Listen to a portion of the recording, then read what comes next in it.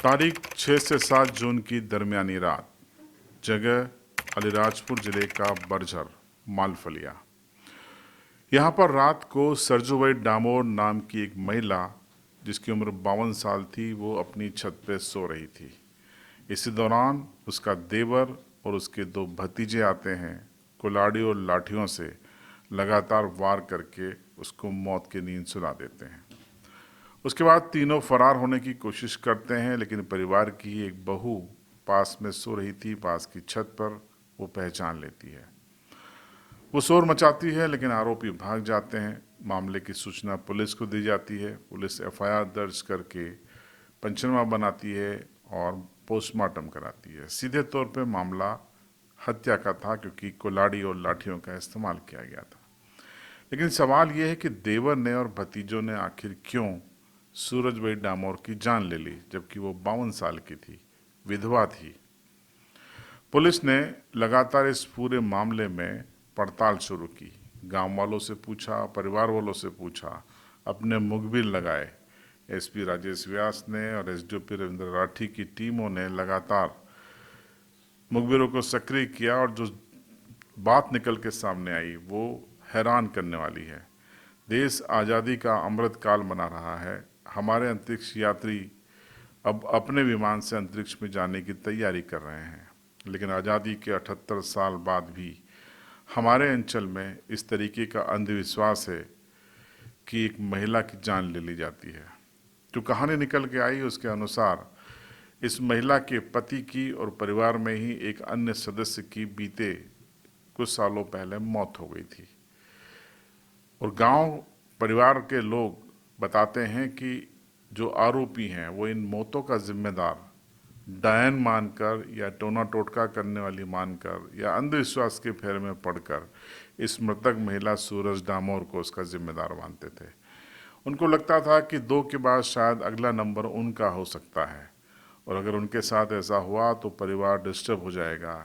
इसलिए परिवार में अगले किसी पुरुष की मौत हो उसके पहले सूरजबाई डामोर को मौत के घाट उतारना जरूरी है। इसी सोच के साथ तीनों ने रणनीति बनाई और 6 से 7 जून की दरमियानी रात को चुना। जब महिला छत पर सो रही थी, तभी ये तीनों दबे पांव वहां पर पहुंच गए। कुल्हाड़ी और लाठियों से लगातार वार करते हुए सूरजबाई को वहीं मौत के घाट उतार दिया, और तीनों हथियारों के साथ फरार हो गए। लेकिन ज़्यादा समय तक वो नहीं भाग पाए। पूरी कहानी सबके सामने आ गई। पुलिस को आई विटनेस भी मिल गया और गांव के कई गवाह भी मिल गए। अब पुलिस ने इन तीनों को गिरफ्तार कर लिया है। तस्वीरें देखिए आप। पुलिस गिरफ्त में सभी आरोपी हैं। इनको न्यायालय में भी पेश किया गया है। अब पुलिस इनका रिमांड लेकर इनसे और पूछताछ करने की तैयारी कर रही है। पहले सुन लीजिए आप इस पूरे मामले में अलीराजपुर के एसपी राजेश व्यास का ये बयान। दिनांक 6 जून को ग्राम बरझर में, जो कि थाना आजाद नगर में होता है, इसमें एक महिला थी जिसकी उम्र करीब 55 वर्ष थी। नाम था सरजू बाई। सरजू बाई को 2-3 वहाँ के जो उनके परिवार के लोग थे, उन्होंने एक पुरानी बात को लेकर सरजू बाई की कुल्हाड़ी से और डंडे से उनकी हत्या कर दी।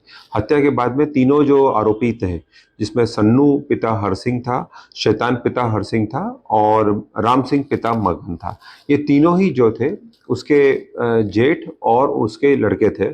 और हत्या के बाद में तीनों ही फरार हो गए थे। पुलिस द्वारा घेराबंदी की गई थी और परसों रात में इन तीनों व्यक्तियों को पुलिस द्वारा गिरफ्तार किया गया, और गिरफ्तार करके इनको जो भी एविडेंस वगैरह थे, जो कुल्हाड़ी थी, डंडे थे, सब जब्त करके इनको जुडिशियल रिमांड पर भेजा गया।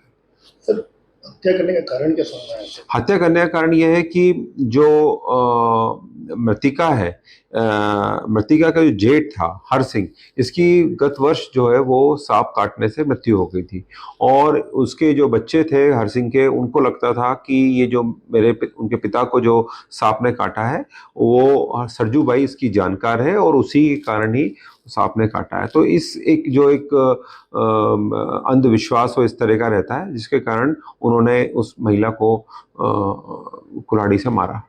तो आपने एसपी अलीराजपुर का बयान भी सुन लिया। हालांकि तकनीकी तौर पर वो सीधे तौर पर डायन शब्द का इस्तेमाल नहीं कर रहे हैं, लेकिन सीधा सा आरोप यही है कि उसे डायन मानते थे। उनको लगता था कि ये जो महिला है वो उनकी ज़िंदगी के लिए खतरा हो सकती है, इसलिए उसे मौत के घाट उतार दिया गया। बहरहाल आरोपी अब जेल में है, लेकिन सूरजबाई डामोर इस अंधविश्वास का शिकार हुई, अपनी जान को गंवा बैठी। इस सभ्य समाज में हम इस तरीके की घटनाओं की उम्मीद नहीं कर सकते। इस वीडियो को बनाने का उद्देश्य भी यही है कि समाज के लोग जो इस वीडियो को देख रहे हैं, दुनिया के लोग देख रहे हैं, वो इस बात को समझें कि जीवन और मृत्यु ईश्वर तय करता है। इस धरती पर किसी भी शख्स के हाथ में कुछ भी नहीं है। अंधविश्वास के फेर में न पड़ें, कानून को अपने हाथ में न लें। सीबी लाइव की यही आपसे अपील है।